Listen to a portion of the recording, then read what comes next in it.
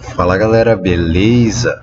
Então hoje eu vou trazer para vocês mais uma aulinha de pneumática e a gente hoje vai falar sobre o método cascata. O método cascata, pessoal, é um método estruturado. Então, diferentemente do que a gente fazia com o projeto de circuito utilizando o método intuitivo, né? Aqui a gente vai ter um algoritmo, uma estrutura para seguir na hora de projetar o nosso comando sequencial, tudo bem? Ela não depende tanto da malandragem, sim do conhecimento do método. Então, olha só, o método cascata, ele visualiza o circuito pneumático como se fosse uma máquina de estados finitos, tudo bem? Então, qual que é a ideia? Você vai colocar o circuito de forma que ele possibilite com que cada ação seja realizada em sequência uma da outra, garantindo as ideias de estados e transições, beleza, pessoal? Levando a máquina de um estado para o outro sucessivamente até a conclusão do acionamento sequencial. Em particular, o método cascata ele recebe esse nome porque a gente vai colocar as válvulas em série uma com a outra para realizar a habilitação das linhas que comandam cada um dos grupos, tudo bem? O acionamento sequencial do método cascata, ele vai dividir esse acionamento em, digamos assim, subacionamentos dentro de um grande acionamento. Então, quer dizer, a gente vai pegar a sequência e dividir ela em grupos, onde cada grupo vai ser um acionamento sequencial mais simples e o conjunto desses grupos vai formar o acionamento completo que a gente quer comandar.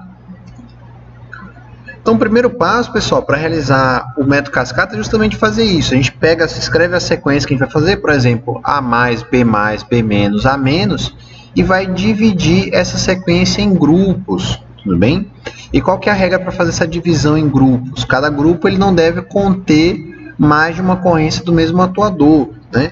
Então, diferentemente do que acontece com o método passo a passo, onde cada grupo é um único acionamento, um único passo, bem, aqui os grupos eles são formados por vários passos desde que não ocorra o mesmo atuador duas vezes, certo? Após a divisão da sequência, a gente esquematiza o conjunto de válvula memória que vai ser responsável pelo fornecimento de ar dos grupos de comando. Novamente aqui, pessoal, nós vamos utilizar a ideia de válvula memória, e cada válvula memória vai habilitar uma linha, vai pressurizar uma linha, tudo bem?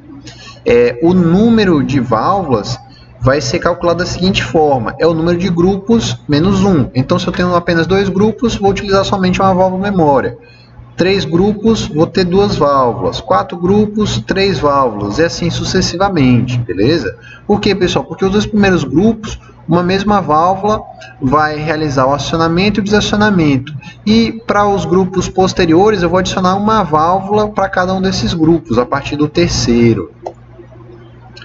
Tem mais um detalhe também na hora da criação dos grupos, pessoal. Se o último grupo ele é composto por movimento que, unido ao primeiro grupo, não desobedece à regra, ou seja, não repete um atuador que aparece já no primeiro, nós podemos unir esses grupos. Então, olha só, pessoal, imagina esse acionamento aqui, A mais, B mais, A menos, C mais, B menos, C menos. Então, olha só, pessoal, o primeiro grupo ele é A mais, B mais, porque o A menos aparece em sequência, então como teve uma repetição, a gente bota ele no grupo 2. Aí vamos lá, A menos, C mais, B menos. Aí o próximo é um C menos, então o C menos já tem que estar num outro grupo. Então ele seria o grupo 3. Só que aí, como ele é o último grupo, a gente volta e analisa. Não tem o atuador C no grupo 1, então esse C menos vai ser grupo 1 também. Então quer dizer, a gente pode reduzir o número de grupos juntando o último com o primeiro. Essa regra só vale para o último grupo, beleza, pessoal? Então qual é a ideia? Vamos colocar o número de válvulas igual ao número de grupos menos 1. Então, se nós temos 2 grupos, vamos colocar apenas uma válvula, certo? Essas válvulas vão ser implementadas como válvulas 5 duas vias ou 4 duas vias, certo? Nós vamos usar aqui as 5 duas vias porque é o que nós temos no laboratório. Então, a partir daí, a gente precisa verificar o último movimento. Se ele pertencer ao primeiro grupo, quem deve iniciar a acionada é a primeira linha. Se o último movimento pertencer ao último grupo, ele deve começar o circuito com ar na última linha. Então, digamos, no nosso caso ali, A+, B+, B-, A-, o último movimento pertence ao último grupo. Portanto, a linha 2 deve estar a iniciar pressurizada. E a ideia do cascata, pessoal, fica bem clara quando a gente vê um acionamento onde eu tenho 3 ou mais grupos, né? A gente vai colocar as válvulas em série. Então, a válvula de comando inferior é ligada ao orifício de pressão da superior para a sua utilização. Em circuito com 3 ou mais linhas, a linha subsequente reseta a válvula da linha anterior. Então, quer dizer, pessoal, olha só, a gente visualiza aqui no comandinho com 3 grupos, né? Os 2 primeiros são acionados por uma válvula e o terceiro é acionado pela segunda válvula, certo? Inicialmente, o que acontece, né? O último grupo está acionado, está pressurizado. Quando ele receber um sinal ali no E1, ali na 14 da 5 duas vias inferior, né, o que vai acontecer? Ela vai pressurizar a linha 1, certo?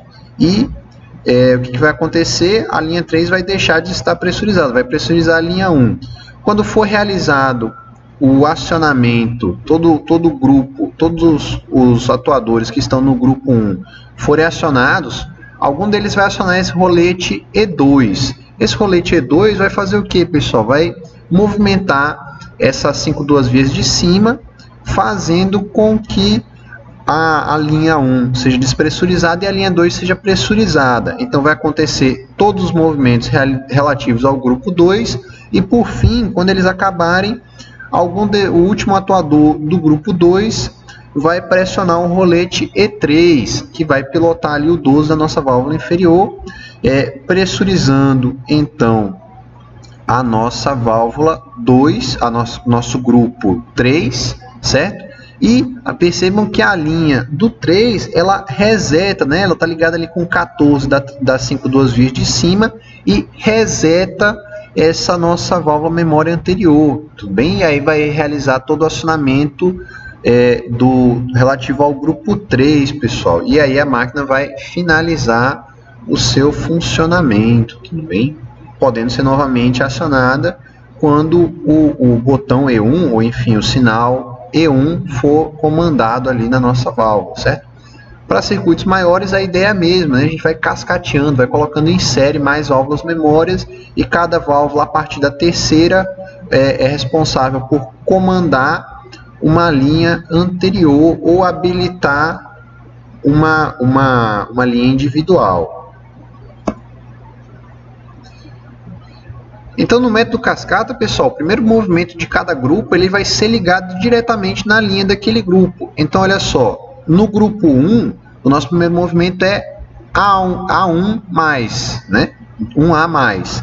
Para que ele realize esse avanço, então, o 14 ali da nossa válvula 1.1, nossa válvula de comando atuador 1A, certo?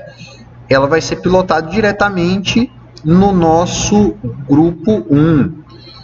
Já para o nosso atuador 2A, né, a válvula de comando dele vai pilotar o retorno, né, porque o primeiro movimento do grupo 2 é B-, né, no caso aí 2A-, né, então para comandar esse recuo, certo, ele vai ser conectado diretamente na linha de pressão do grupo 2. Os elementos de sinal que têm como função a mudança de grupo, eles ficam abaixo dessas linhas auxiliares, né, da linha do grupo 1 e da linha do grupo 2. E eles vão comandar justamente a nossa válvula memória ali, tudo bem? Então, quer dizer, o botão E1, ele vai comandar a mudança do grupo 2 para o grupo 1, certo? Uma vez que, como o último movimento faz parte do grupo 2, a linha 2 começa pressurizada. Então, o botão ali vai acionar a nossa válvula comandando o início do funcionamento, certo? E quando o nosso atuador 2A, né, o atuador 2.0, avançar e bater ali em 2S2, a gente concluiu o grupo 1, então precisa ir para o grupo 2. Quando a gente realiza essa transição, é através desse sinal E2 ali que vai pilotar a nossa válvula memória para poder fazer com que o grupo 2 seja acionado. Finalmente, a gente conecta as transições dentro de cada grupo, pessoal. Então, quer dizer, daquela ideia é como se a gente estivesse fazendo dentro de cada grupo um pequeno acionamento sequencial, onde a gente estivesse realizando pelo método intuitivo.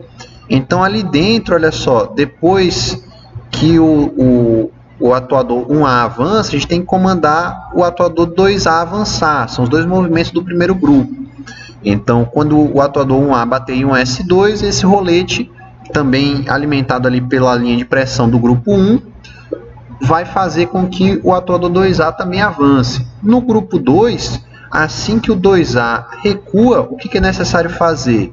É necessário que ele batendo no rolete 2S1, o 1A recue. Então, esse rolete 2S1 está pressurizado ali pela linha do grupo 2 e vai proporcionar o recuo do 1A assim que o 2A tiver acabado de recuar. Beleza, pessoal? Então essa daí é a ideia do método cascata e logo mais eu volto com uma simulaçãozinha para exemplificar melhor para vocês. Beleza, pessoal? Até já!